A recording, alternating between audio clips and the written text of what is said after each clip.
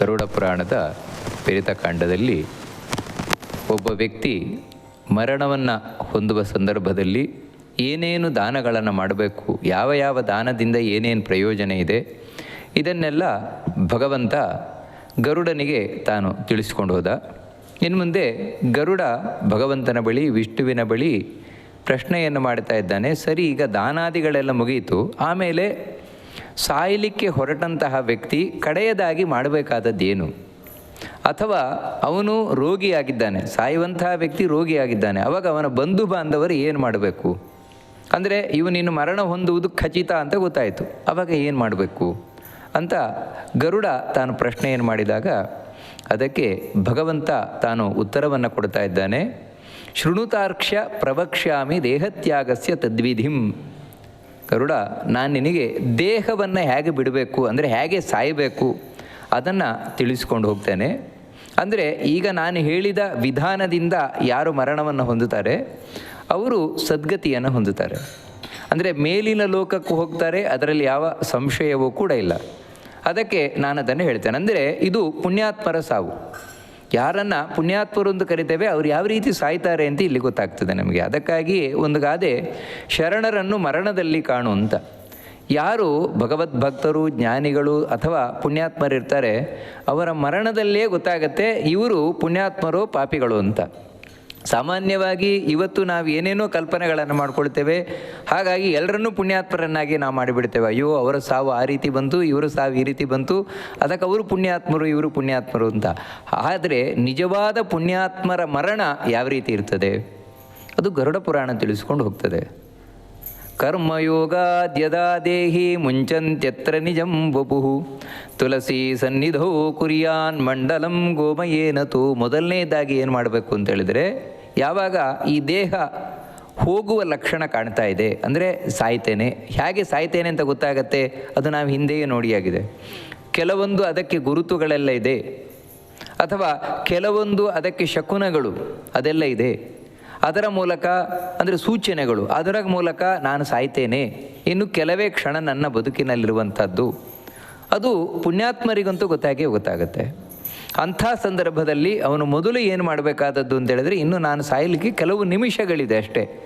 ತಾನು ಮನೆಯ ಹೊರಗೆ, ಯಾವತ್ತೂ ಮನೆಯ ಒಳಗೆ ಸಾಯಬಾರದು ಅಂತ ಹೇಳ್ತಾರೆ. ಮನೆಯ ಒಳಗೆ ಸಾಯುವುದು ಕ್ಷೇಮಕರ ಅಲ್ಲ, ಸದ್ಗತಿ ಹೊಂದಲಿಕ್ಕೆ ಅಷ್ಟು ಒಳ್ಳೆಯದಲ್ಲ. ಮನೆಯ ಹೊರಗೆ ತುಳಸಿಯ ಸನ್ನಿಧಿಯಲ್ಲಿ, ಅಂದರೆ ತುಳಸಿಯ ವೃಂದಾವನ, ಆ ತುಳಸಿ ವೃಂದಾವನದ ಸಮೀಪದಲ್ಲಿ, ಅಂದರೆ ತುಳಸಿ ಕಟ್ಟೆ ಅಂತ ಹೇಳ್ತೇವೆ, ಅದರ ಸಮೀಪದಲ್ಲಿ, ಅಥವಾ ಎಲ್ಲಿ ತುಳಸಿಯ ವನ ಇದೆ, ನಾವು ಹೇರಳವಾಗಿ ತುಳಸಿಯನ್ನು ಬೆಳೆಸಿದ್ದೇವೆ, ಅಲ್ಲಿ ಸೆಗಣಿಯಿಂದ ಮಂಡಲವನ್ನು ಮಾಡಬೇಕು ಅಂತ ಹೇಳ್ತಾರೆ. ಸೆಗಣಿಯಿಂದ ಒಬ್ಬ ವ್ಯಕ್ತಿ ಮಲಗಲಿಕ್ಕೆ ಎಷ್ಟು ಜಾಗ ಬೇಕು ಅಷ್ಟು ಜಾಗ ಮಂಡಲವನ್ನು ಮಾಡಬೇಕು. ಅಂದರೆ ನೀರನ್ನು ಹಾಕಿ ಆ ಜಾಗದಲ್ಲಿ ನಾವು ಸಾರಿಸಬೇಕು. ಸೆಗಣಿಯಿಂದ ಸಾರಿಸಿ ನಂತರ ತಿಲಾಂಶ್ಚೈವ ವಿಕೀರ್ಯಾಥ ದರ್ಭಾಶ್ಚೈವ ವಿನಿಕ್ಷಿಪೇತ್. ಅದು ಹೇಗಂತೇಳಿದರೆ ಉತ್ತರ ದಕ್ಷಿಣವಾಗಿ ನಾವು ಒಂದು ಮಂಡಲವನ್ನು, ಅಂದರೆ ಗೋಮಯದಿಂದ, ಸೆಗಣಿಯಿಂದ ಸಾರಿಸಿ ಅದರ ಮೇಲೆ ದರ್ಭೆಯನ್ನು ಹಾಸಬೇಕು. ದರ್ಭೆ ಹೇಗೆ ಹಾಕಬೇಕು ಅಂತ ಹೇಳಿದ್ರೆ, ಅದು ಅದರ ತುದಿ ದಕ್ಷಿಣಕ್ಕಿರಬೇಕು. ದಕ್ಷಿಣಕ್ಕೆ ತುದಿ ಇರುವಂತೆ ದರ್ಭೆಗಳನ್ನು ಹಾಕಿ ಅದರ ಮೇಲೆ ಎಳ್ಳನ್ನು ನಾವು ಹಾಕಬೇಕು. ಆ ಜಾಗದಲ್ಲಿ ಎಳ್ಳನ್ನು ಹಾಕಿ ನಂತರ ಸ್ಥಾಪಯೇದಾಸನೆ ಶುಭ್ರೇ ಶಾಲಗ್ರಾಮ ಶಿಲಾಂತದ. ಅಲ್ಲೇ ಹತ್ತಿರದಲ್ಲಿ ಆ ಮಂಡಲ ಏನಿದೆ, ಮಂಡಲದ ಸಮೀಪದಲ್ಲಿ ಒಂದು ಶುದ್ಧವಾದ ಜಾಗದಲ್ಲಿ ದೇವರ ನಿತ್ಯ ಸನ್ನಿಧಾನವುಳ್ಳಂತಹ ಶಾಲಗ್ರಾಮವನ್ನು ತಾನು ಇಡಬೇಕು ಅಂತ ಹೇಳ್ತಾರೆ. ಅಂದರೆ ಇದು ಬ್ರಾಹ್ಮಣರಿಗಾಗಬೇಕಾದ್ರೆ ವಿಶೇಷವಾಗಿ. ಇನ್ನು ಉಳಿದವರಿಗಾಗಬೇಕಾದರೆ ದೇವರ ಫೋಟೋ, ವಿಷ್ಣುವಿನದ್ದು, ಕೃಷ್ಣನದ್ದು ಫೋಟೋ ಮುಂತಾದವುಗಳನ್ನು ಇಡಬಹುದು. ಆದರೆ ಬ್ರಾಹ್ಮಣರು ವಿಶೇಷವಾಗಿ ನಾನು ಮರಣ ಹೊಂದುತ್ತೇನೆ ಅಂತ ಗೊತ್ತಾದರೆ ಪುಣ್ಯಾತ್ಮನಾದವನು ತಾನು ಶಾಲಗ್ರಾಮವನ್ನು ಸ್ಥಾಪನೆಯನ್ನು ಮಾಡಬೇಕು ಅಂತ ಹೇಳ್ತಾರೆ. ಯಾಕಂತ ಹೇಳಿದರೆ, ಶಾಲಗ್ರಾಮಶಿಲಾ ಯತ್ರ ಪಾಪದೋಷ ಭಯಾಪಹ ತತ್ಸನ್ನಿಧಾನ ಮರಣಾನ್ ಮುಕ್ತಿರ್ಜಂತೋ ಸುನಿಶ್ಚಿತ. ಶಾಲಗ್ರಾಮ ಏನಿದೆ, ಆ ಶಾಲಗ್ರಾಮ ಶಿಲೆ ಪಾಪವನ್ನು ಕಳೆಯುವುದರಲ್ಲಿ ಬಹಳ ತಾನು ಶ್ರೇಷ್ಠವಾಗಿರುವಂಥದ್ದು. ನಮ್ಮಲ್ಲಿ ಏನೇನು ದೋಷ ಇದೆ, ದೋಷವನ್ನು ಅಂತೇಳಿದರೆ ಮರಣ ಕಾಲದಲ್ಲಿ ಮನುಷ್ಯನಿಗೆ ಕೆಟ್ಟ ಕೆಟ್ಟ ಆಲೋಚನೆಗಳು ಬರಬಾರ್ದು. ಅಂತಹ ಕೆಟ್ಟ ಕೆಟ್ಟ ಆಲೋಚನೆಗಳು ಬರದಂತೆ ಒಳ್ಳೆಯ ಆಲೋಚನೆಯನ್ನು ತಂದುಕೊಡುವಂಥದ್ದು ಶಾಲಗ್ರಾಮ. ಅದಕ್ಕೆ ಶಾಲಗ್ರಾಮ ಇಡಬೇಕು. ಮತ್ತು ಇನ್ನೊಂದೇನೆಂದರೆ ಸಾವಿನ ಭಯವನ್ನು ನಿವಾರಣೆ ಮಾಡುವ ಶಕ್ತಿ ಶಾಲಗ್ರಾಮಕ್ಕಿದೆಯಂತೆ. ಹೀಗೆ ನಮ್ಮ ಪಾಪವನ್ನು, ನಮ್ಮಲ್ಲಿರುವ ದೋಷವನ್ನು, ಹಾಗೆಯೇ ಭಯವನ್ನು ಪರಿಹಾರ ಮಾಡುವಂಥದ್ದು ಶಾಲಗ್ರಾಮ.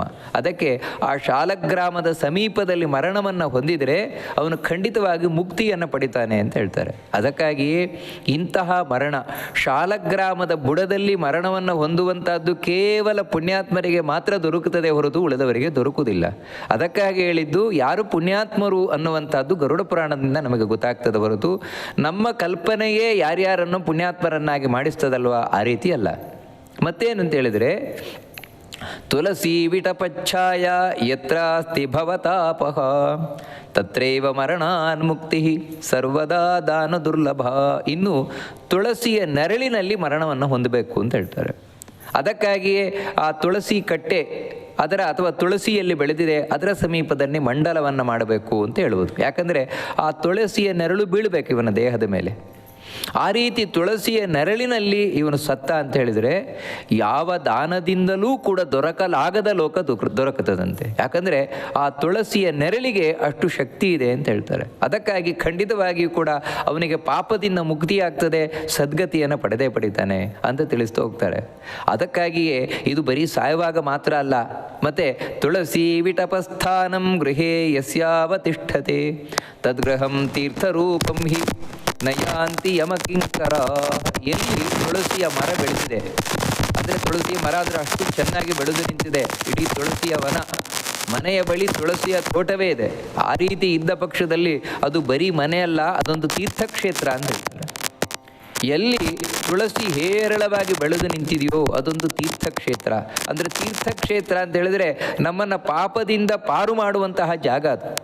ಅಲ್ಲಿಗೆ ಯಮ ಆಗಲಿ ಯಮನ ಭಟರಾಗಲಿ ಮುಖವನ್ನು ಹಾಕುವುದಿಲ್ವಂತೆ ಅಂತ ಹೇಳಿದರೆ ಅಷ್ಟು ಶುದ್ಧವಾದ ಜಾಗ ಅದು ಅಂತ ಹೇಳ್ತಾರೆ.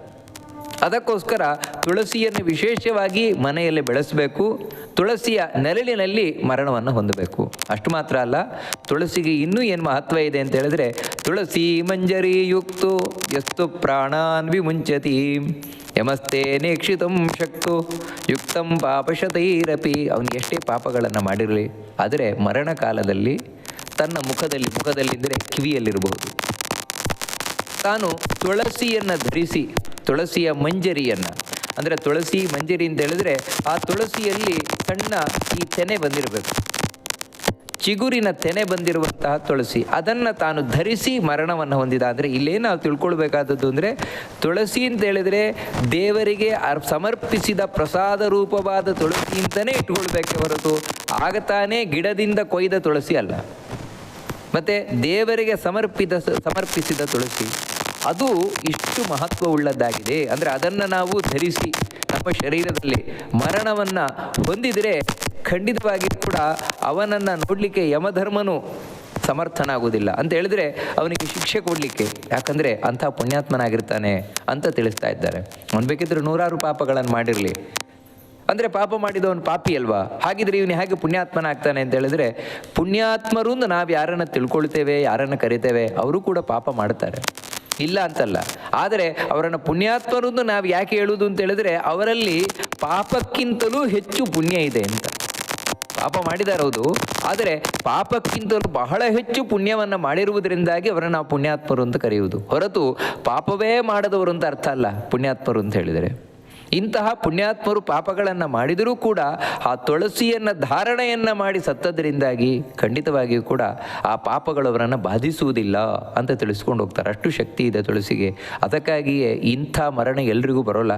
ತುಳಸಿಯನ್ನು ಧರಿಸಿ ಮರಣವನ್ನು ಹೊಂದುವಂಥದ್ದು, ತುಳಸಿಯ ನೆರಳಿನಲ್ಲಿ ಮರಣವನ್ನು ಹೊಂದುವಂಥದ್ದು, ಶಾಲಗ್ರಾಮದ ಬುಡದಲ್ಲಿ ಮರಣವನ್ನು ಹೊಂದುವಂಥದ್ದು, ಅದೇ ರೀತಿ ಸೆಗಣಿಯಿಂದ ಸಾರಿಸಿದಂತಹ ಮಂಡಲ, ಅದರ ಮೇಲೆ ದರ್ಭೆ ಎಳ್ಳು, ಅಲ್ಲಿ ಮರಣವನ್ನು ಹೊಂದುವಂಥದ್ದು. ಇದು ಕೇವಲ ಪುಣ್ಯಾತ್ಮರಿಗೆ ಮಾತ್ರ ದೊರಕುವಂಥದ್ದು. ಹಾಗೆ ಹೇಳ್ತಾರೆ, ತಸ್ಯಾದಲಂ ಮುಖೇ ಕೃತ್ವ ತಿಲದರ್ಭಾಸನೆ ಮೃತಃ ನರೋ ವಿಷ್ಣುಪುರಂ ಯಾತಿ ಪುತ್ರಹೀನೋಪ್ಯ ಸಂಶಯ. ಈಗ ಸ್ಪಷ್ಟವಾಗಿ ಹೇಳ್ತಾರೆ, ಮಕ್ಕಳಿಲ್ಲ ಅನ್ನುವಂತಹ ಕೊರತೆ ಬೇಡ ಅಂತ.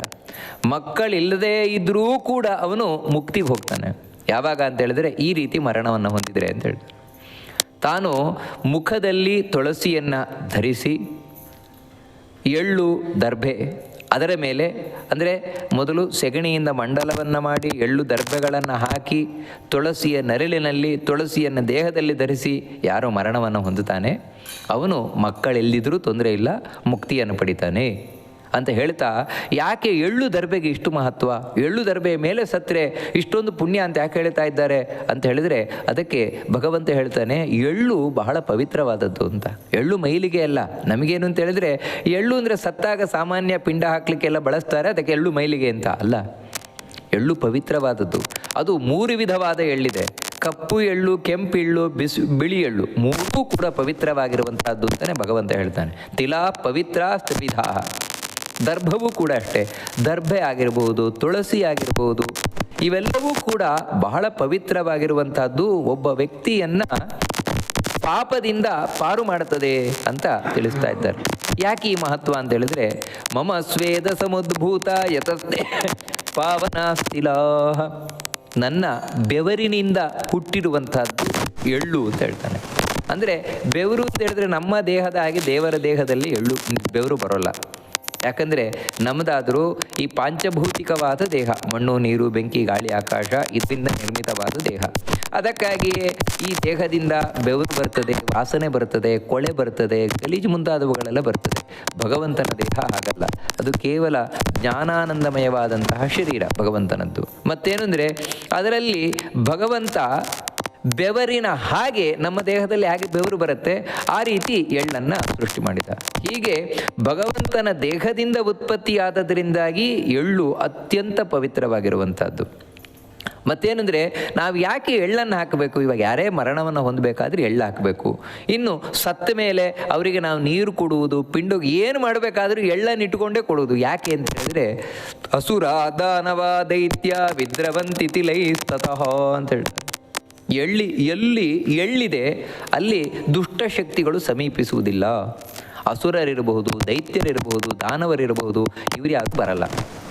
ಅರ್ಥಾತ್ ನಾನು ಮರಣವನ್ನು ಹೊಂದಬೇಕಾದರೆ ಎಳ್ಳಿನ ಮೇಲೆ, ದರ್ಭೆ ಮೇಲೆ ಮಲ್ಕೊಂಡು ಮರಣವನ್ನು ಹೊಂದಿದೆ ಅಂತ ಹೇಳಿದರೆ, ಮರಣ ಕಾಲದಲ್ಲಿ ನನ್ನ ಬುದ್ಧಿ ಕೆಟ್ಟು ಹೋಗೋದಿಲ್ಲ, ಮನಸ್ಸು ಕೆಟ್ಟು ಹೋಗೋದಿಲ್ಲ. ಯಾಕಂದರೆ ಮನಸ್ಸು, ಬುದ್ಧಿ ಮುಂತಾದವುಗಳನ್ನು ಕೆಡಿಸುವುದೇ ಈ ದುಷ್ಟಶಕ್ತಿಗಳು. ಮತ್ತೇನೆಂದರೆ ಶುದ್ಧ ಮನಸ್ಸಿನಿಂದ ಅವನು ದೇವರನ್ನು ಸ್ಮರಣೆ ಮಾಡ್ತಾ ಸತ್ತು ಮುಕ್ತಿಯನ್ನು ಹೊಂದುತ್ತಾನೆ.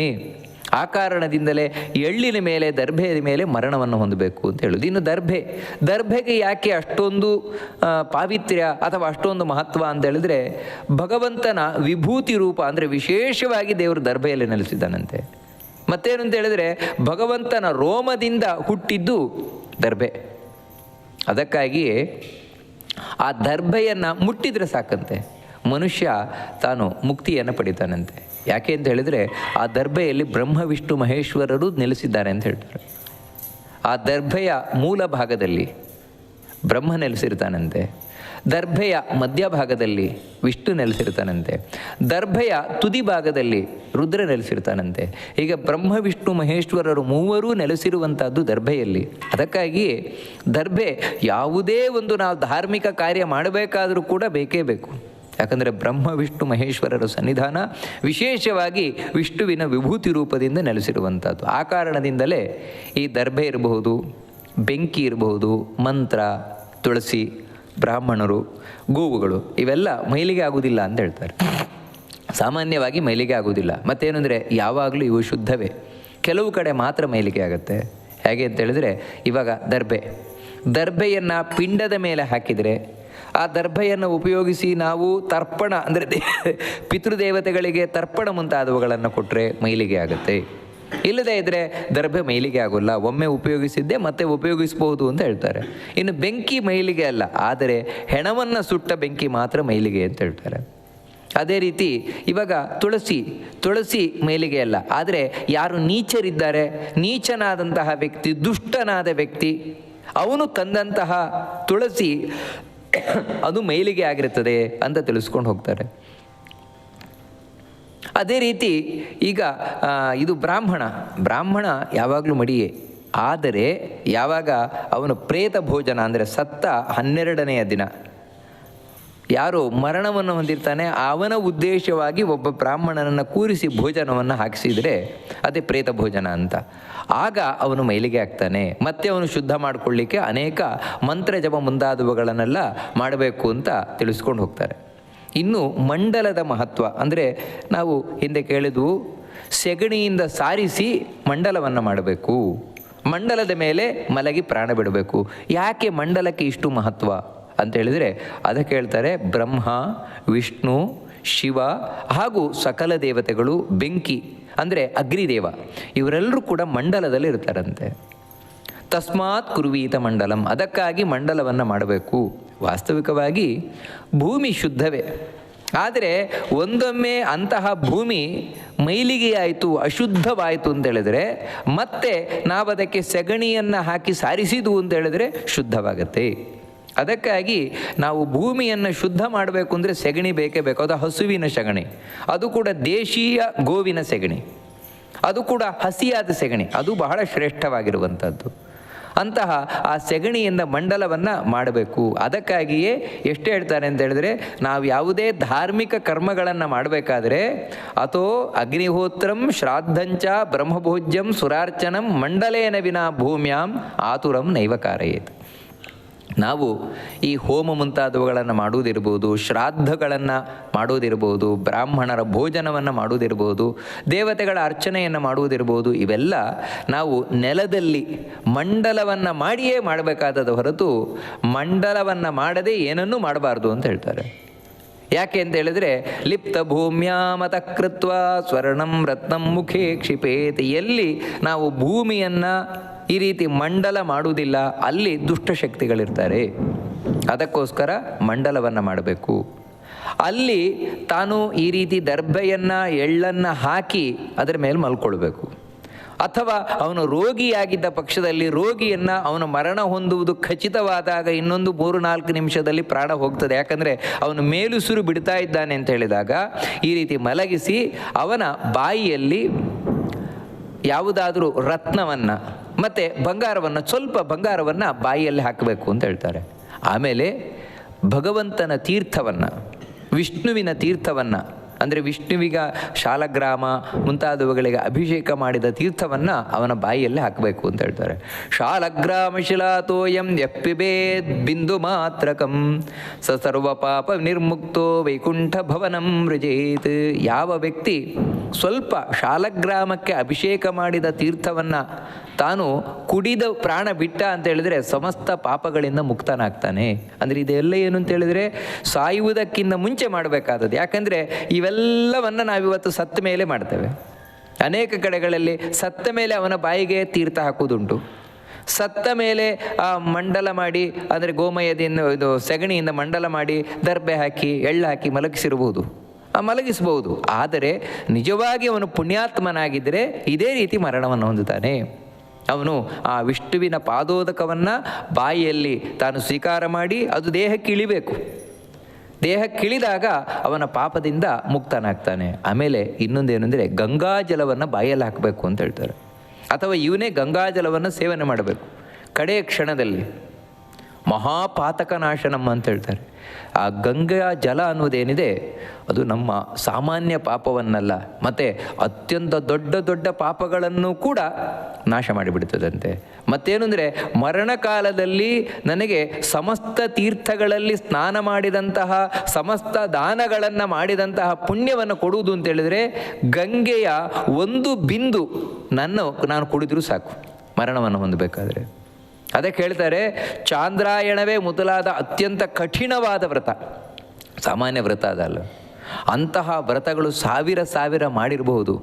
ಆದರೆ ಯಾರು ಕಡೆ ಕಾಲದಲ್ಲಿ ಒಂದು ಬಿಂದು ಗಂಗಾಜಲವನ್ನು ಕುಡಿದು ಪ್ರಾಣ ಬಿಡ್ತಾನೆ ಅವನಿಗೇನು ಪುಣ್ಯ ಪಡಿತಾನೆ, ಅವನು ಯಾವ ಲೋಕಕ್ಕೆ ಹೋಗ್ತಾನೆ ಅದಕ್ಕೆ ಸರಿಸಾಟಿಯಲ್ಲ ಅಂತ ಹೇಳ್ತಾರೆ.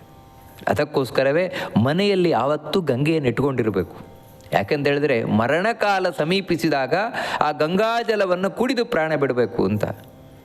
ನಮಗೇನು ಸಂಶಯ ಬರುತ್ತೆ ಅಂದರೆ, ಹೌದು ನಾವೇನು ಗಂಗಾಜಲ ಕುಡಿದು ಬಿಟ್ಟು ಪ್ರಾಣ ಹೋಗುತ್ತೆ ಅಂತ. ಪ್ರಾಣವೇ ಹೋಗದೇ ಇದ್ದರೆ ಮತ್ತೆ ಬದುಕಿಬಿಟ್ರೆ, ಅಥವಾ ಯಾರೋ ರೋಗಿ ಇವ್ರನ್ನ ಸಾಯ್ತಾರೆ ಅಂತ ಗಂಗೆ ಹಾಕಿದ್ದು ಅವ್ರಿನ್ನು ಬದುಕಿಬಿಟ್ರೆ ಒಳ್ಳೇದಾಯ್ತಲ್ವ ಅಂತ ಹೇಳಿದ್ರೆ, ಇವಾಗ ಗಂಗಾಜಲ ಹಾಕಿ ಬದುಕಿದ್ರು ಅಂತ ಹೇಳಿದರೆ ಅದರಿಂದ ನಷ್ಟ ಏನೂ ಆಗಲಿಲ್ಲ. ಅದಕ್ಕಾಗಿ ನಾವು ಯಾರಾದರೂ ಮರಣವನ್ನು ಹೊಂದುತ್ತಾರೆ ಅಂತ ಹೇಳುವಂತಹ ಸಂಶಯ ಬಂದರೂ ಕೂಡ ಇನ್ನು ಕೆಲವೇ ಕ್ಷಣದಲ್ಲಿ ಗಂಗಾಜಲವನ್ನು ಹಾಕಲಿಕ್ಕೆ ನಾವ್ಯಾವತ್ತೂ ಉದಾಸೀನವನ್ನು ಮಾಡಬಾರದು, ಹೆದರುಕೊಳ್ಬಾರದು. ಮತ್ತೇನು ಅಂದರೆ ಧೈರ್ಯದಿಂದ ಹಾಕಬೇಕು ಅಂತ ಹೇಳ್ತಾರೆ. ಅದರಿಂದ ಏನಂದರೆ ಅವರು ಪಾಪದಿಂದ ನಿರ್ಮುಕ್ತರಾಗ್ತಾರೆ. ಯಾಕಂದರೆ ಗಂಗೆಗೆ ಅಂತಹ ಮಹತ್ವ ಇದೆಯಂತೆ.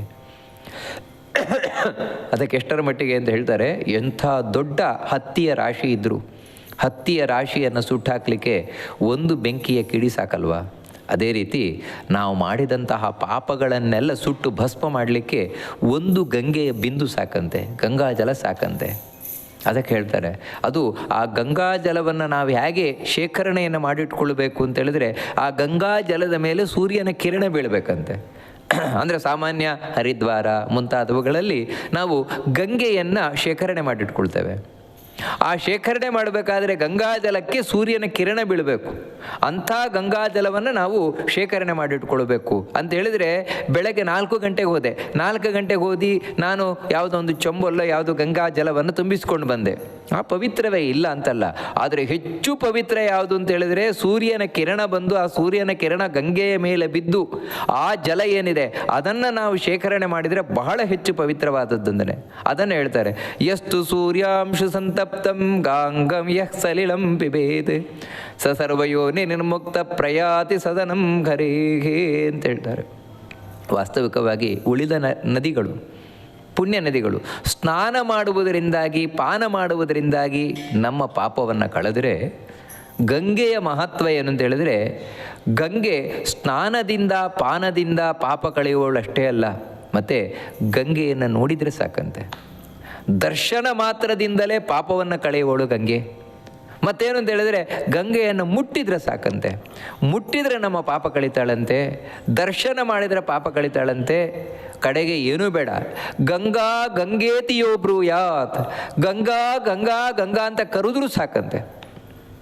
ಕಡೆ ಮರಣಕಾಲದಲ್ಲಿ ಗಂಗಾ ಗಂಗಾ ಅಂತ ಗಂಗೆಯನ್ನು ಕರೆದ್ರೂ ಸಾಕಂತೆ. ಗಂಗಾ ಗಂಗೇತಿಯೋ ಬ್ರೂಯಾತ್. ಆದರೆ ಒಂದೇನು ಅಂತ ಹೇಳಿದರೆ, ಆ ಗಂಗಾ ಜಲವನ್ನು ತಾನು ನೆನಪಿ ಮಾಡ್ಕೊಂಡು ಕರಿಬೇಕಾದದ್ದು. ಯಾವ ಕಾಶಿಯಲ್ಲಿ ನೆಲೆಸಿದ್ದಾಳೆ ಅಂತಹ ಗಂಗೆಯನ್ನು ನಾನು ನೆನಪು ಮಾಡಿಕೊಂಡು ಆ ಹರಿಯ ಪಾದೋದಕ, ಹರಿಯ ಪಾದದಿಂದ ಹರಿದು ಬಂದಂತಹ ಆ ಗಂಗೆಯಿಂದ ನೆನಪು ಮಾಡಿಕೊಳ್ಬೇಕೇ ಹೊರತು ಗಂಗಾ ಗಂಗಾ ಅಂತ ಹೆಂಡತಿಯ ಹೆಸರನ್ನು ಕರೆದರೆ ಅದು ಇವನ ಪಾಪವನ್ನು ಪರಿಹಾರ ಮಾಡುವುದಿಲ್ಲ ಅಂತೇಳಿದರೆ, ಆ ಭಾವನೆ ಬಹಳ ಮುಖ್ಯವಾಗಿ ಬೇಕಾದದ್ದು ಆ ಕಡೆಯ ಅಂತಿಮ ಕ್ಷಣದಲ್ಲಿ. ಅದನ್ನು ಹೇಳ್ತಾರೆ, ಪುನಃ ಅತ್ಯಪುಣ್ಯಾನ್ ಪುರುಷಾನ್ ಶತಶೋಥ ಸಹಸ್ರಶಃ ಗಂಗಾ ತಸ್ಮಾತ್ ಪಿಬೇತಸ್ಯ ಜಲಂ ಸಂಸಾರ ತಾರಕಂ ಅಂತ ಹೇಳ್ತಾರೆ. ಅವನನ್ನು ಎಲ್ಲ ಪಾಪಗಳಿಂದ ಅದು ಪಾರು ಮಾಡುತ್ತದೆ, ಸಾವಿರ ಪುಣ್ಯವನ್ನು ಇವನಿಗೆ ತಂದು ಕೊಡುತ್ತದೆ. ಅದಕ್ಕೆ ಕಡೇ ಕಾಲದಲ್ಲಿ ಗಂಗೆ ಜಲ ಇಲ್ಲ, ಗಂಗಾಜಲ ಮನೆಯಲ್ಲಿಲ್ಲ, ಹಾಗಿದ್ದರೂ ತೊಂದರೆ ಇಲ್ಲ, ಗಂಗಾ ಗಂಗಾ ಗಂಗಾ ಅಂತ ತಾನು ಹೇಳಿದ್ರು ಸಾಕಂತೆ. ಮೃತೋ ವಿಷ್ಣುಪರಂ ನತ್ತೇನು ಅಂತ ಹೇಳಿದರೆ, ಉತ್ಕ್ರಾಮದ್ಭಿಶ್ಚಯ ಪ್ರಾಣೇ ಪುರುಷ ಶ್ರದ್ಧೆಯಾನ್ವಿತಃ ಚಿಂತೆಯೇನ್ ಮನಸಾ ಗಂಗಾಂ ಸೋಪಿ ಯಾತಿ ಪರಾಂ ಗತಿಂ. ಇಲ್ಲ, ಬಾಯಲ್ಲಿ ಹೇಳಲಿಕ್ಕೂ ಆಗ್ತಾ ಇಲ್ಲ, ಗಂಗಾ ಗಂಗಾ ಅಂತ ಹೇಳಲಿಕ್ಕೂ ಆಗ್ತಾ ಇಲ್ಲ. ಕಡೆಗೆ ಮನಸ್ಸಿನಲ್ಲಾದರೂ ಗಂಗೆಯ ಸ್ಮರಣೆಯನ್ನು ಮಾಡಬೇಕಂತೆ. ಮರಣಕಾಲದಲ್ಲಿ ಮನಸ್ಸಿನಿಂದಲಾದರೂ ಆ ಗಂಗೆಯನ್ನು ಸ್ಮರಣೆ ಮಾಡಿದರೆ, ಆ ಭಗವಂತನ ಪಾದೋದಕವಾದಂತಹ ಗಂಗೆ, ನನ್ನ ಪಾಪವನ್ನು ಕಳೆಯುವ ಗಂಗೆಯಿಂದ ಸ್ಮರಣೆ ಮಾಡಿದರೂ ಸಾಕಂತೆ, ಅವನು ಆ ಪುಣ್ಯಲೋಕವನ್ನು ಹೋಗಿ ಸೇರ್ತಾಳೆ ಅಂತ ತಿಳಿಸ್ತಾ ಇದ್ದಾರೆ. ಆನಂತರ ಸ್ವಲ್ಪ ಭಾಗವತ ಕೇಳಬೇಕು ಅಂತ ಹೇಳ್ತಾರೆ. ತಥೋ ಭಾಗವತತ್ ಕಿಂಚಿತ್ ಶೃಣುಯಾತ್ ಮೋಕ್ಷದಾಯಕಂ. ಮೋಕ್ಷವನ್ನು ಕರುಣಿಸುವಂತಹ ಭಾಗವತ ಸ್ವಲ್ಪನಾದರೂ ಒಂದು ಶ್ಲೋಕ ಇರಬಹುದು, ಅರ್ಧ ಶ್ಲೋಕ ಇರಬಹುದು, ಅಥವಾ ಆ ಅರ್ಧ ಶ್ಲೋಕದ ಅರ್ಧ ಇರಬಹುದು, ಅಷ್ಟಾದರೂ ಭಾಗವತವನ್ನು ಕೇಳಬೇಕು ಕಡೆ ಕಾಲದಲ್ಲಿ ಅಂತ ಹೇಳ್ತಾರೆ. ಯಾಕಂದರೆ ಯಾರು ಭಾಗವತವನ್ನು ಕೇಳ್ತಾ ಮರಣವನ್ನು ಹೊಂದುತ್ತಾರೆ ಅವರು ಮತ್ತೆ ಹುಟ್ಟಿ ಬರುವುದೇ ಇಲ್ಲ ಅಂತ ಹೇಳ್ತಾರೆ. ಇನ್ನು ಸಾಧ್ಯ ಇದ್ದರೆ ವೇದ, ಉಪನಿಷತ್ತು ಹಾಗೆಯೇ ಆ ಭಗವಂತನ ವಿಷ್ಣು ಸಹಸ್ರನಾಮ, ವಿಷ್ಣುವಿನ ಸ್ತೋತ್ರ, ಶಿವನ ಸ್ತೋತ್ರ, ಆ ಶಿವನ ಸ್ಮರಣೆ, ವಿಷ್ಣುವಿನ ಸ್ಮರಣೆ ಇದನ್ನು ಮಾಡ್ತಾ ಯಾರು ಪ್ರಾಣವನ್ನು ಬಿಡ್ತಾರೆ ಅವರು ಸುಖವಾಗಿ ಮರಣವನ್ನು ಹೊಂದುತ್ತಾರೆ ಅಂತ ಹೇಳ್ತಾರೆ. ಇನ್ನು ಕಡೆ ಕಾಲದಲ್ಲಿ ಆತುರ ಸನ್ಯಾಸ ಅಂತ ಅದನ್ನು ಸ್ವೀಕಾರ ಮಾಡ್ಬೋದು ಅಂತ ಹೇಳ್ತಾರೆ. ಅಂತ ಹೇಳಿದರೆ ಸಾಯ್ಲಿಕ್ಕಿದ್ದೇನೆ, ಆ ಸಂದರ್ಭದಲ್ಲಿ ಸನ್ಯಾಸಿ ಆಗಿಬಿಡ್ಬೋದಂತೆ. ಅಂದರೆ ಸನ್ಯಾಸಿ ಆಗುವುದು ಅಂತ ಹೇಳಿದರೆ ಕಾವಿ ಬಟ್ಟೆ ತೊಡುವುದು ಅಂತ ಅರ್ಥ ಅಲ್ಲ.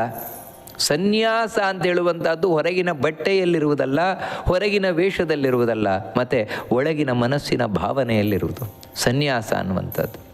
ಅದಕ್ಕೇನು ಮಾಡಬೇಕು ಅಂತ ಹೇಳಿದರೆ, ಯಾರು ಮರಣಕಾಲದಲ್ಲಿ ತಾನು ಮನಸ್ಸಿನಿಂದ ಚಿಂತನೆ ಮಾಡಿದ ಸನ್ಯಸ್ತಮ್ಮಯ ಸರ್ವಂ ಸನ್ಯಸ್ತಮ್ಮಯ, ನಾನು ಎಲ್ಲವನ್ನ ಬಿಟ್ಟುಬಿಟ್ಟಿದ್ದೇನೆ, ಯಾವುದೂ ನನ್ನದಲ್ಲ, ಯಾರೂ ನನ್ನವರಲ್ಲ, ಮತ್ತು ದೇವರು ಮಾತ್ರ ನನಗೆ ಸಂಬಂಧಪಟ್ಟವನು, ಈ ರೀತಿ ಇಲ್ಲಿಯ ಎಲ್ಲ ವಸ್ತುಗಳನ್ನು ಕಡೆಗೆ ಈ ದೇಹದ ಮೇಲೆ ಅಭಿಮಾನವನ್ನು ಸಂಪೂರ್ಣ ತ್ಯಾಗ ಮಾಡಿ, ನಂದಲ್ಲ ಸ್ವಾಮಿ ನಿಂದು, ಎಲ್ಲವೂ ದೇವರಿಗೆ ಸೇರಿದ್ದು, ನಂದು ಯಾವುದೂ ಅಲ್ಲ, ಈ ರೀತಿ ಅವನು ಎಲ್ಲವನ್ನ ಸನ್ಯಾಸ ಅಂತ ಹೇಳಿದ್ರೇ ಅದು ಸಮ್ಯಕ್ ನ್ಯಾಸ. ನ್ಯಾಸ ಅಂದರೆ ಇಡುವುದು, ಎಲ್ಲವನ್ನ ದೇವರಲ್ಲಿ ಇಡುವುದು, ನನ್ನದು ಏನೂ ಇಲ್ಲ ಅಂತ ಆ ಅಹಂಕಾರ ಮಮಕಾರಗಳನ್ನು ಸಂಪೂರ್ಣ ಭಗವಂತನಲ್ಲಿ ತ್ಯಾಗ ಮಾಡಿದ ಅಂತ ಹೇಳಿದರೆ ಅದೇ ಸನ್ಯಾಸ.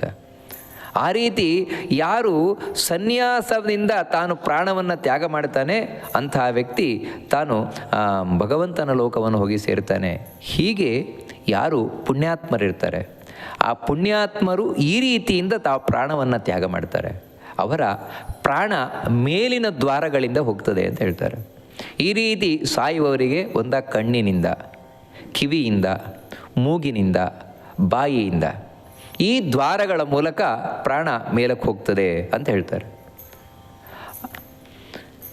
ಶರೀರಂ ಪತತೆ ಪಶ್ಚಾತ್ ನಿರ್ಗತೆ ಮಾರುತೀಶ್ವರೇ ಕಾಲಾಹತಂ ಪತತ್ಯೇವಂ ನಿರಾಧಾರೋ ಯಥಾ ದ್ರುಮಃ.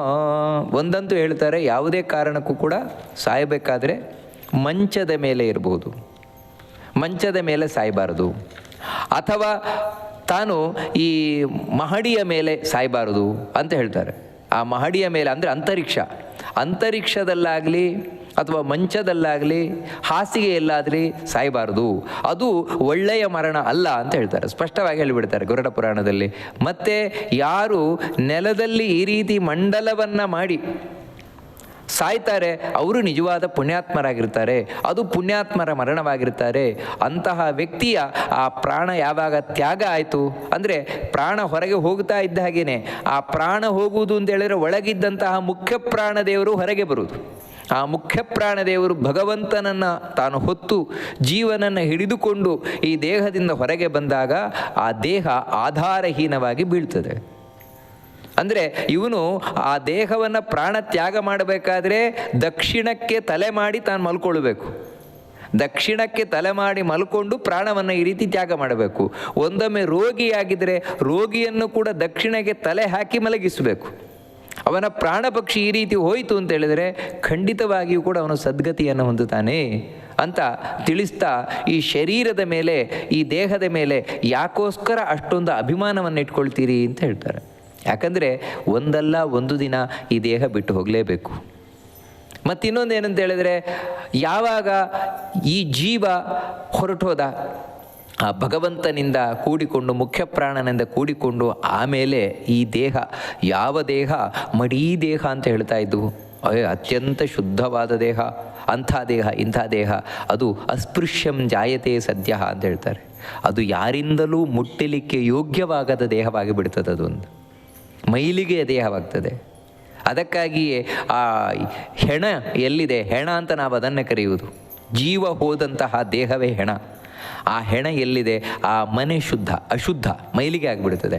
ಕಡೆಗೆ ಎಲ್ಲಿವರೆಗೆ ಅಂದರೆ ಹೆಣ ಎಲ್ಲಿದೆ, ಆ ಮನೆ ಇರುವ ಬೀದಿಯೂ ಅಶುದ್ಧವಾಗಿಬಿಡ್ತದೆ, ಮೈಲಿಗೆ ಆಗಿಬಿಡ್ತದೆ. ಮತ್ತಿನ್ನೊಂದೇನೆಂದರೆ, ಆ ಹೆಣವನ್ನು ಹಾಗೆ ಬಿಟ್ಟರೆ ದುರ್ವಾಸನೆ ಬರಲಿಕ್ಕೆ ಶುರುವಾಗುತ್ತೆ, ಎಲ್ಲರೂ ಮೂಗು ಮುಚ್ಚುವಂತೆ ಆಗ್ತದೆ. ಇಂತಹ ದೇಹದ ಬಗ್ಗೆ ಯಾಕೆ ಅಷ್ಟೊಂದು ನೀವು ಹಚ್ಚಿಕೊಳ್ತೀರಿ, ಯಾಕೆ ಅಷ್ಟೊಂದು ಜಂಬ ಪಡ್ತೀರಿ ಅಂತ ಗರುಡ ಪುರಾಣ ಹೇಳ್ತದೆ. ಈ ದೇಹಕ್ಕೆ 3 ಅವಸ್ಥೆಗಳು. ಒಂದೇನೆಂದರೆ, ನೀವು ಅದನ್ನು ಹಾಗೇ ಬಿಟ್ರೆ ಕೊಳತು ನಾರ್ತದೆ, ಇಲ್ವಾ? ಸುಟ್ರ ಭಸ್ಮ ಆಗಿ ಹೋಗ್ತದೆ. ಇಲ್ವಾ? ಯಾವುದಾದರೂ ಈ ಪ್ರಾಣಿಗಳು ತಿಂದು ಹಾಕಿದ್ವಾ ಮಲವಾಗಿ ಹೋಗ್ತದೆ. ಇಷ್ಟೇ ಈ ದೇಹದ್ದು. ಇಂತಹ ದೇಹಕ್ಕೆ, ಕೊಳೆತು ಹೋಗುವ ದೇಹಕ್ಕೆ, ಮಲವಾಗುವ ದೇಹಕ್ಕೆ, ಭಸ್ಮವಾಗುವ ದೇಹಕ್ಕೆ ಯಾಕೆ ಅಷ್ಟೊಂದು ನೀವು ಜಂಭವನ್ನು ಪಡಿತೀರಿ? ಯಾಕೆ ಅದನ್ನು ಅಷ್ಟೊಂದು ಹಚ್ಕೊಳ್ತೀರಿ ಅಂತ ಹೇಳ್ತಾರೆ. ಯಾವಾಗ ಇವನು ಈ ದೇಹವನ್ನು ತ್ಯಾಗ ಮಾಡಿದ ಆಗ ಪಂಚಭೂತಗಳು ಪಂಚಭೂತಗಳಲ್ಲಿ ಸೇರಿ ಹೋಗ್ತದೆ. ಈ ದೇಹದಲ್ಲಿ ಇರುವ ಆಕಾಶದ ಅಂಶ ಆಕಾಶದಲ್ಲಿ ಸೇರಿ ಹೋಯಿತು, ನೀರಿನ ಅಂಶ ನೀರಿನಲ್ಲಿ ಸೇರಿ ಹೋಯಿತು, ಬೆಂಕಿಯ ಅಂಶ ಬೆಂಕಿಯಲ್ಲಿ ಸೇರಿ ಹೋಯಿತು, ಗಾಳಿಯ ಅಂಶ ಗಾಳಿಯಲ್ಲಿ ಸೇರಿ ಹೋಯಿತು. ಇದನ್ನೇ ನಾವು ಹೇಳುವಂಥದ್ದು ಪಂಚಭೂತಗಳಲ್ಲಿ ಲೀನವಾಯಿತು, ಅವರ ಶರೀರ ಪಂಚಭೂತಗಳಲ್ಲಿ ಲೀನವಾಯಿತು ಅಂತ ನಾವು ಕೇಳುತ್ತೇವೆ. ಅದಿದೆ, ಈ ದೇಹದಲ್ಲಿ ಪಂಚಭೂತಗಳಿದೆ, ಅದು ಹೊರಗಿರುವ ಪಂಚಭೂತಗಳಲ್ಲಿ ಸೇರಿ ಹೋಯಿತು. ಇನ್ನು ಒಳಗೆ ಇದ್ದಂತಹ ಭಗವಂತ ಅವನಾದರೂ ನಿತ್ಯೋ ಮುಕ್ತೋ ಜಗತ್ಸಾಕ್ಷಿ ಆತ್ಮ ದೇಹೇಶ್ವಜೋ ಮರಹ. ಅವನು ಸಾಯದವನು, ಭಗವಂತ ನಿತ್ಯನಾಗಿರುವಂಥವನು, ಮತ್ತು ಯಾವುದೇ ಬಂಧನ ಇಲ್ಲದೆ ಇರುವವನು. ನಮ್ಮಂತೆ ಇಡೀ ಜಗತ್ತನ್ನು ಯಾವತ್ತೂ ನೋಡ್ತಾ ಇರುವಂಥವನು, ಈ ಜೀವನೊಟ್ಟಿಗೆ ಇರುವಂಥವನು, ಅಜರ ಅಮರ, ಹುಟ್ಟು ಸಾವು ಮುಪ್ಪು ಮುಂತಾದವುಗಳು ಯಾವುದೂ ಇಲ್ಲದೆ ಇರುವವನು ಭಗವಂತ. ನಮಗೋಸ್ಕರ ಈ ದೇಹದಲ್ಲಿ ಕೂತಿರ್ತಾನೆ. ಅಂಥ ದೇಹ ಆ ಭಗವಂತ ಪ್ರಾಣದೇವರೊಟ್ಟಿಗೆ ಈ ದೇಹದಿಂದ ಹೊರಗೆ ಬರ್ತಾನೆ. ಈ ಜೀವನಾದರೂ ಸರ್ವೇಂದ್ರಿಯೋ ಯುತೋ ಜೀವ ಶಬ್ದಾದಿ ವಿಷಯೈರ್ವೃತಃ ಕಾಮರಾಗಾದಿಭಿರ್ಯುಕ್ತಃ ಕರ್ಮಕೋಶ ಸಮನ್ವಿತಃ ಪುಣ್ಯವಾಸನೆಯ ಯುಕ್ತೋ ನಿರ್ಮಿತೇ ಸ್ವೇನ ಕರ್ಮಣ. ಜೀವನಾದರೂ ಈ ದೇಹದಿಂದ ಬರಬೇಕಾದ್ರೆ ಹಾಗೆ ಬರೋಲ್ಲ. ಮತ್ತೇನೆಂದರೆ ಇಂದ್ರಿಯಗಳಿಂದ ಸಹಿತವಾಗಿ ಬರ್ತಾನೆ ಅಂತ ಹೇಳ್ತಾನೆ. ಅಂದರೆ ಇಂದ್ರಿಯಗಳ ಸಹಿತವಾಗಿ ಅಂತ ಹೇಳಿದ್ರೆ ಕಣ್ಣಿನಲ್ಲಿ ಕಾಣುವ ಶಕ್ತಿ, ಕಿವಿಯಲ್ಲಿ ಕೇಳುವ ಶಕ್ತಿ, ಮೂಗಿನಲ್ಲಿ ಮೂಸುವ ಶಕ್ತಿ, ಇವೆಲ್ಲ ಏನಿದೆ ಅದರಿಂದ ಸಹಿತವಾಗಿ ಬರ್ತಾನೆ ದೇಹದಿಂದ ಹೊರಗೆ. ಮನಸ್ಸು, ಆ ಮನಸ್ಸಿನ ಶಕ್ತಿ, ಇದನ್ನೆಲ್ಲ ಹಿಡ್ಕೊಂಡು ಬರ್ತಾನೆ. ಅಂದರೆ ಇವನ ಕೈಯಲ್ಲಿ ಏನು ಸಾಧ್ಯ ಇಲ್ಲ, ಯಾಕಂದರೆ ಸಾಯುವುದೇ ನಮ್ಮ ಕೈಯಲ್ಲಿಲ್ಲ. ಇನ್ನು ಈ ದೇಹದಿಂದ ಹಿಡ್ಕೊಂಡು ಹೋಗೋದೇನಿದೆ? ಇದೆಲ್ಲ ಭಗವಂತನ ಇಚ್ಛೆ. ಭಗವಂತ ಇಷ್ಟೆಲ್ಲ ಮಾಡ್ತಾನೆ ನಮ್ಮೊಟ್ಟಿಗೆ ಕೂತ್ಕೊಂಡು. ಅದರಲ್ಲಿ ಒಂದು ಅಂಶ ಆಯಾ ದೇವತೆಗಳು, ಯಾಕಂದರೆ ಆ ಎಲ್ಲ ಇಂದ್ರಿಯಗಳನ್ನು ನಿಯಂತ್ರಣ ಮಾಡುವ ದೇವತೆಗಳೇನಿದ್ದಾರೆ ಅಲ್ಲಿಗೆ ಹೋಗ್ತದೆ. ಇನ್ನೊಂದು ಅಂಶ ಇವನನ್ನು ಹಿಂಬಾಲಿಸಿಕೊಂಡು ಹೋಗ್ತದೆ. ಆ ಕಾರಣದಿಂದಲೇ ಇವನ ಮನಸ್ಸಿನಲ್ಲಿ ಹಿಂದಿನ ಜನ್ಮಗಳದ್ದೆಲ್ಲ ನೆನಪಿರುತ್ತದೆ. ಮತ್ತು ಅಷ್ಟೇ ಅಲ್ಲ, ಇವನ ಕಣ್ಣಿನ ಚಟುವಟಿಕೆ, ಮತ್ತು ಮೂಗಿನ ಚಟುವಟಿಕೆ ಮುಂತಾದವುಗಳೇನಿದೆ ಅದರ ಸ್ವಭಾವ ಪ್ರತಿ ಜನ್ಮದಲ್ಲೂ ಸಾಮಾನ್ಯ ಒಂದೇ ರೀತಿ ಇರ್ತದೆ. ಯಾಕಂತ ಹೇಳಿದ್ರೆ ಅದು ಹಾಗೇ ಅನುಸರಣೆ ಆಗ್ತಾ ಇರ್ತದೆ ದೇಹದಿಂದ ದೇಹಕ್ಕೆ. ಇವನಾದರೂ ಆ ಪುಣ್ಯದ ಪ್ರಭಾವದಿಂದ, ಪುಣ್ಯಾತ್ಮನಾದ ವ್ಯಕ್ತಿ ತಾನೆ, ಅವನು ಮರಣವನ್ನು ಹೊಂದಿ ಯಾವಾಗ ದೇಹ ಬಿಟ್ಟ ಇನ್ನೊಂದು ದೇಹ ಪಡಿತಾನಂತೆ. ಅಂದರೆ ಪ್ರೇತತ್ವವನ್ನು ಹೊಂದುವುದಿಲ್ಲ. ನಾವೇನು ಹಿಂದೆ ಪ್ರೇತ ಜನ್ಮ ಅಂತ ಕೇಳಿದ್ವು, ಆ ಪ್ರೇತ ಜನ್ಮವನ್ನು ಪುಣ್ಯಾತ್ಮನಾದವನು ಹೊಂದುವುದಿಲ್ಲ. ಮತ್ತೇನು ಅಂತ ಹೇಳಿದ್ರೆ ಇನ್ನೊಂದು ಒಳ್ಳೆ ದೇಹವನ್ನು, ಯಾವ ರೀತಿ ಒಂದು ಮನೆ ಸುಟ್ಟು ಹೋಯ್ತು ಅಂತ ಹೇಳಿದ್ರೆ ಇನ್ನೊಂದು ಮನೆಯನ್ನು ಹೋಗಿ ಸೇರಿಕೊಳ್ತೇವೆ, ಆ ರೀತಿ ಇವನು ಇನ್ನೊಂದು ಪುಣ್ಯಾತ್ಮವಾದ ದೇಹವನ್ನು ಪಡಿತಾನಂತೆ. ಆಗ ಮೇಲಿನಿಂದ ವಿಮಾನ ಇಳ್ಕೊಂಡು ಬರ್ತದಂತೆ, ದೇವಲೋಕದಿಂದ ವಿಮಾನ ಇಳ್ಕೊಂಡು ಬರ್ತದಂತೆ. ಅದು ಎಂಥ ವಿಮಾನ ಅಂದರೆ ಕಿಂಕಿಣಿ ಜಾಲಮಾಲಿಯತ್ ಅಂತ ಹೇಳ್ತಾರೆ. ಅಂದರೆ ಅದರಲ್ಲಿ ಸಣ್ಣ ಸಣ್ಣ ಗಂಟೆಗಳು ಕಟ್ಟಿರ್ತದಂತೆ. ಆ ಗಂಟೆಗಳು ಕಿಣಿ ಕಿಣಿ ಕಿಣಿ ಕಿಣಿ ಶಬ್ದ ಮಾಡ್ತಾ ಇರ್ತದಂತೆ. ಅಂತಹ ಆ ವಿಮಾನ ಮೇಲಿನಿಂದ ಇಳ್ಕೊಂಡು ಬರ್ತದೆ. ಅಲ್ಲಿ ದೇವದೂತರು ಇರ್ತಾರಂತೆ. ಅವ್ರು ಹೇಗಂತ ಹೇಳಿದ್ರೆ ಅವರಿಗೆ ಛತ್ರ ಚಾಮರಗಳನ್ನು ಬೀಸ್ತಾ ಇರ್ತಾರಂತೆ. ಆ ರೀತಿ ಛತ್ರ ಚಾಮರಗಳಿಂದ ಶೋಭಾಯಮಾನರಾದಂತಹ ದೇವದೂತರು. ಅವ್ರು ಎಂಥವ್ರು ಅಂತ ಹೇಳಿದರೆ ಧರ್ಮ ತತ್ವವಿಧ ಅಂತ. ಅವರಿಗೆ ಯಾವುದು ಧರ್ಮ, ಯಾವುದು ಅಧರ್ಮ, ಪಾಪ ಪುಣ್ಯ ಮುಂತಾದವುಗಳೆಲ್ಲ ಚೆನ್ನಾಗಿ ಗೊತ್ತು. ಅದರಲ್ಲಿ ತುಂಬ ಜ್ಞಾನಿಗಳವರು. ಮತ್ತೇನು ಅಂತ ಹೇಳಿದರೆ ಯಾರು ಧಾರ್ಮಿಕರಿದ್ದಾರೆ, ಪುಣ್ಯಾತ್ಮರಿದ್ದಾರೆ, ಅವರು ಅಂದರೆ ತುಂಬ ಇಷ್ಟ ಅಂತೆ ದೇವದೂತರಿಗೆ. ಅಂದರೆ ಇದರ ಅರ್ಥ ಏನಂದರೆ ಅವರು ಖುಷಿಯಿಂದ ಬರ್ತಾರೆ. ವಿಮಾನವನ್ನು ಯಾಕೆ ಕರ್ಕೊಂಬರ್ತಾ ಇದ್ದಾರೆ ಅಂದರೆ ಈ ಪುಣ್ಯಾತ್ಮ ಯಾರು ಇಲ್ಲಿ ಸತ್ತಿದ್ದಾನೆ ಹಿಂದೆ ಹೇಳಿದ ಪ್ರಕಾರದಿಂದ ಅವನನ್ನು ಕರ್ಕೊಂಡು ಹೋಗ್ಲಿಕ್ಕೋಸ್ಕರ. ಕಡೆಗೆ ಅವನು ದೇವರನ್ನು ನೆನಪು ಮಾಡಿಕೊಳ್ತಾ ಸತ್ತಿದ್ದಾನೆ. ಅಂದರೆ ಕಡೇ ಕ್ಷಣದಲ್ಲಿ ದೇವರ ಸ್ಮರಣೆ ಬಂತು ಅಂದರೆ ಮುಕ್ತಿಗೆ. ಇಲ್ಲ, ಬರಲಿಲ್ಲ, ಅವನಿಗೆ ಕಡೆ ಕಾಲದಲ್ಲಿ ಬರಲಿಲ್ಲ. ಆದರೆ ಈ ರೀತಿ ಗಂಗಾಜಲವನ್ನು ಸ್ವೀಕಾರ ಮಾಡಿ, ದೇವರ ತೀರ್ಥವನ್ನು ಸ್ವೀಕಾರ ಮಾಡಿ, ಗೋಮಯದಿಂದ ಮಾಡಿದ ಮಂಡಲ, ಅಂದರೆ ಸೆಗಣಿಯಿಂದ ಮಾಡಿದ ಮಂಡಲ, ಅದರ ಮೇಲೆ ದರ್ಭೆ ಎಳ್ಳು, ಅದರ ಮೇಲೆ ಶಾಲಗ್ರಾಮದ ಸಮೀಪದಲ್ಲಿ ತುಳಸಿಯನ್ನು ಧರಿಸಿ ಭಾಗವತವನ್ನು ಸ್ವಲ್ಪ ಕೇಳ್ತಾ ಯಾರು ಮರಣವನ್ನು ಹೊಂದಿದ್ದಾನೆ ಅಂಥ ವ್ಯಕ್ತಿಯನ್ನು ಕರ್ಕೊಂಡು ಹೋಗ್ಲಿಕ್ಕೋಸ್ಕರ ಬರ್ತಾರಂತೆ ಅವರು. ಇವನ ಬಗ್ಗೆ ಭಾರಿ ಪ್ರೀತಿ ಉಳ್ಳವರಾಗ್ತಾರಂತೆ. ಅವರು ಇವರನ್ನು ಪ್ರೀತಿಯಿಂದ ಕರೀತಾರೆ. ಇವನು ಆ ವಿಮಾನವನ್ನು ಏರ್ತಾನಂತೆ. ಹೇಗೆ ಅಂತೇಳಿದರೆ, ಪಾಪಿಯಾದವನು ಯಾವ ರೀತಿ ಪ್ರೇತ ದೇಹವನ್ನು ಧರಿಸಿ ಇಲ್ಲಿ ಒದ್ದಾಡ್ತಾನೆ ಸತ್ತ ಕೂಡಲೇ, ಅವನ ಹಾಗಲ್ಲ. ಪುಣ್ಯಾತ್ಮನಾದ ವ್ಯಕ್ತಿ ಮರಣ ಹೊಂದಿದ ಕೂಡಲೇ ದಿವ್ಯವಾದ ದೇಹವನ್ನು ಹೊಂದುತ್ತಾನಂತೆ. ದಿವ್ಯ ದೇಹ ಅಂತ ಹೇಳಿದ್ರೆ ಬೆಳಗುವ ದೇಹ, ಅದು ಸುಂದರವಾದ ದೇಹ.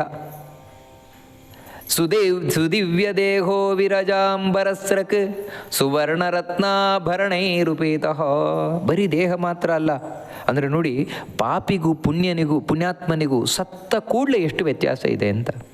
ಪಾಪಿಯಾದವನು ಮರಣ ಹೊಂದಿದ ಕೂಡಲೇ ದೇಹ ಇಲ್ಲದೆ ಒದ್ದಾಡ್ತಾನೆ, ಪ್ರೇತವಾಗಿ ಒದ್ದಾಡ್ತಾನೆ. ತಿನ್ನಲಿಕ್ಕಿಲ್ಲ, ಉಣ್ಲಿಕ್ಕಿಲ್ಲ, ದೇಹ ಇಲ್ಲ, ಹಸಿವು, ಬಾಯಾರಿಕೆ, ಅದರಿಂದ ಬಳಲಿ ಬೆಂಡಾಗಿ ಹೋಗ್ತಾನೆ. ಏನಾದರೂ ಇಲ್ಲಿ ಮಗ ಒಂಚೂರು ಪಿಂಡದಾನಾದಿಗಳನ್ನು ಸರಿಯಾಗಿ ಶಾಸ್ತ್ರೋಕ್ತವಾಗಿ ಮಾಡಿದ ಅಂದರೆ ಒಂದು ದೇಹ ಪಡೆದು 11-12 ದಿನ ಆದರೂ ತಾನು ತಿನ್ನಲಿಕ್ಕೆ ಅಥವಾ ಬಾಯಾರಿಕೆಯನ್ನು ನಿವಾರಣೆ ಮಾಡಿಕೊಳ್ಳಿಕ್ಕೆ ಸಮರ್ಥನಾಗ್ತಾನೆ. ಇಲ್ಲಿ ಸರಿಯಾಗಿ ಮಗ ಮಾಡಲಿಲ್ವಾ, ಅದು ಸಿಗೋಲ್ಲ, ಪ್ರೇತವಾಗಿ ಒದ್ದಾಡ್ತಾನೆ. ಆದರೆ ಪುಣ್ಯಾತ್ಮನಾದ ವ್ಯಕ್ತಿ ಇಲ್ಲಿ ಮಗ ಮಾಡಲಿ ಬಿಡಲಿ ಸಂಬಂಧವೇ ಇಲ್ಲ ಅವನಿಗೆ. ಇಲ್ಲಿ ಮಗ ಪಿಂಡ ಹಾಕಲಿ, ಏನು ಬೇಕಾದರೂ ಮಾಡಲಿ, ಇವ್ರಿಗೆ ಸಂಬಂಧವೇ ಇಲ್ಲ. ಮರಣ ಹೊಂದಿದ ಕೂಡಲೇ ದಿವ್ಯವಾದ ದೇಹವನ್ನು ಧರಿಸಿ ನಾನಾ ವಿಧವಾದ ಆಭರಣಗಳಿಂದ ಅಲಂಕೃತನಾಗಿ, ಮಾಲೆಗಳಿಂದ ಅಲಂಕೃತನಾಗಿ, ಗಂಧದಿಂದ ಪೂಸಲ್ಪಟ್ಟವನಾಗಿ, ತಾನು ಮಹಾನುಭಾವನಾಗಿ ಆ ದೇವತೆಗಳಿಂದಲೂ ಪೂಜಿಸಲ್ಪಡ್ತಾ ದೇವಲೋಕವನ್ನು ಹೋಗಿ ಸೇರ್ತಾನಂತೆ. ಇದು ಪುಣ್ಯಾತ್ಮನ ಮರಣದಿಂದ ಆಗುವಂಥದ್ದು, ಪುಣ್ಯಾತ್ಮರಿಗೆ ದೊರಕುವಂತಹ ಸದ್ಗತಿ. ಅದನ್ನು ತಿಳಿಸ್ತಾ ಇದ್ದಾರೆ ಇಲ್ಲಿ. ಅಂದರೆ ಸತ್ತ ಕೂಡಲೇ ಎಲ್ಲರೂ ಪ್ರೇತ ಆಗಿಬಿಡ್ತಾರೆ, ಇಲ್ಲ ನರಕಕ್ಕೆ ಹೋಗಿಬಿಡ್ತಾರೆ ಅಂತಲ್ಲ. ಮೊದಲು ನಾವು ಏನು ನೋಡಿದ್ವು, ಪಾಪಿಗಳದ್ದು. ಈಗ ಪುಣ್ಯಾತ್ಮರು ಹೇಗೆ ಮರಣ ಹೊಂದುತ್ತಾರೆ, ನಿಜವಾದ ಮರಣ, ಅದನ್ನು ಸ್ಪಷ್ಟವಾಗಿ ತಿಳಿಸ್ತಾ ಇದ್ದಾರೆ. ಈ ರೀತಿ ತಿಳಿಸುವ ಮೂಲಕ ಗರುಡ ಪುರಾಣ ನಮಗೆ ಒಂದು ಭ್ರಾಂತಿಯನ್ನು ನಿವಾರಣೆ ಮಾಡ್ತದೆ. ಏನು ಅಂತ ಹೇಳಿದರೆ, ಯಾರ್ಯಾರು ಹೇಗೆ ಸತ್ರು ಕೂಡ, ಅಯ್ಯೋ ಅವ್ರು ಪುಣ್ಯಾತ್ಮರಿ ಬಿಡಿ, ಅವ್ರು ಹಾಗೆ ಸತ್ರು ಹೀಗೆ ಸತ್ರು ಅಂತ ನಾವು ಯಾರ್ಯಾರನ್ನು ಪುಣ್ಯಾತ್ಮರನ್ನು ಮಾಡಿಬಿಡ್ತೇವೆ. ಹಾಗೆ ಮಾಡಲಿಕ್ಕೆ ಹೋಗಬೇಡಿ. ಯಾಕಂತ ಹೇಳಿದ್ರೆ ಪುಣ್ಯಾತ್ಮರಾಗಿ ಮರಣ ಹೊಂದುವುದು ಕಷ್ಟ ಇದೆ. ಇಂತಹ ಮರಣ ಪುಣ್ಯಾತ್ಮರಿಗೆ ಮಾತ್ರ ಬರ್ತದೆ ಅಂತ ಗರುಡ ಪುರಾಣ ಬಹಳ ಸ್ಪಷ್ಟವಾಗಿ ಸುಂದರವಾಗಿ ತಿಳಿಸ್ಕೊಂಡು ಹೋಗ್ತದೆ. ನಂತರ ಈ ಮರಣ ಹೊಂದಿದ ಮೇಲೆ ಮಕ್ಕಳಾದವರು ಏನು ಮಾಡಬೇಕು ಅದನ್ನು ತಿಳಿಸ್ಕೊಂಡು ಹೋಗ್ತದೆ. ಅದೇನು ಅಂತ ಮುಂದೆ ನೋಡೋಣ ಅಂತ ಹೇಳ್ತಾ ಈ ಗರುಡ ಪುರಾಣದ ಪ್ರೇತಕಾಂಡದ ಉಪನ್ಯಾಸವನ್ನು ಆ ಭಗವಂತನಿಗೆ ಅರ್ಪಣೆಯನ್ನು ಮಾಡೋಣ. ಶ್ರೀಕೃಷ್ಣ ಅರ್ಪಣಮಸ್ತು.